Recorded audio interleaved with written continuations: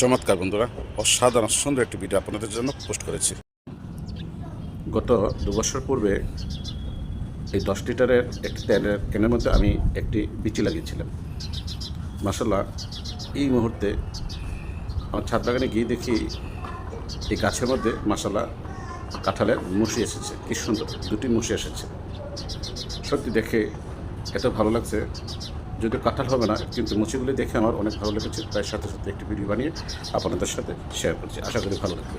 যদি ভালো লাগে, শেয়ারের মাধ্যমে সকল বন্ধুদেরকে দেখার সুযোগ করে দেবেন। এই মুহূর্তে এই সময় গাছে প্রায় কাঁঠাল পাকা শুরু হয়ে গেছে। তার মধ্যে আমার এই গাছে কি সুন্দর দেখুন, 2 বছর বয়স হয়েছে মাত্র।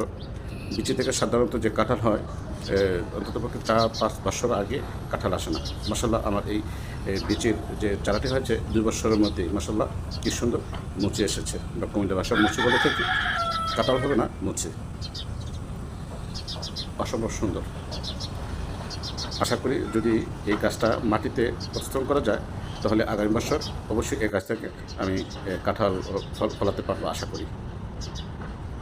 সবাই ভালো থাকবেন বন্ধুরা, দোয়া করবেন। যদি ভালো লাগে, শেয়ারের মাধ্যমে সকল বন্ধুদেরকে দেখার একটু সুযোগ করে দেবেন এবং পাশে থাকবেন। পাশে আছে, সবসময় আমাকে পাশে পাবেন। এই ফেসবুক প্ল্যাটফর্মে আমরা সবাই একসাথে এগিয়ে যেতে হবে।